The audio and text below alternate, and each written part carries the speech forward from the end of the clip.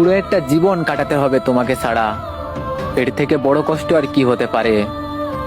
তোমাকে পাইনি বলে আফসোস করছি না, শুধু ভয় হচ্ছে। প্রতিনিয়ত যেমন করে চোখের পানি ফেলছি, সেগুলোর জন্য তোমার না আবার কোনো ক্ষতি হয়ে যায়। তুমি বিশ্বাস করো, আমি মন থেকেই তোমার সুখ কামনা করছি। বিশ্বাস করো, বারবার নিজেকে সান্ত্বনা দেওয়ার চেষ্টা করেই যাচ্ছি, কিন্তু অবুঝ মনটা কিছুতেই বুঝতে চায় না যে তুমি যে আমার নেই। তোমাকে পাওয়ার ভাগ্য নিয়ে যে আমি জন্মগ্রহণ করিনি। তোমাকে পাইতে হলে যতটা ভাগ্য লাগে সেই পরিমাণ ভাগ্য আমার নেই। ফুটো কপাল আমার, যে কপালে আপনারে ধরে রাখতে পারলাম না। আফসোস নেই জানো, তবে ওই উপরওয়ালার উপর একটা অভিযোগ আছে।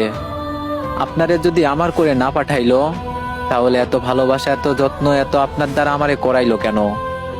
আমার আপনার সাথে পরিচয় করাই দিল কেন? আমার এতটা আশা, এতটা স্বপ্ন দেখাইলো? কি এমন পাপ করছিলাম গো মাবুদ, যে আপনি আমার থেকে আমার প্রিয় মানুষটাকে কেড়ে নিলেন? কেন তাকে আমার থেকে দূরে করে দিলেন?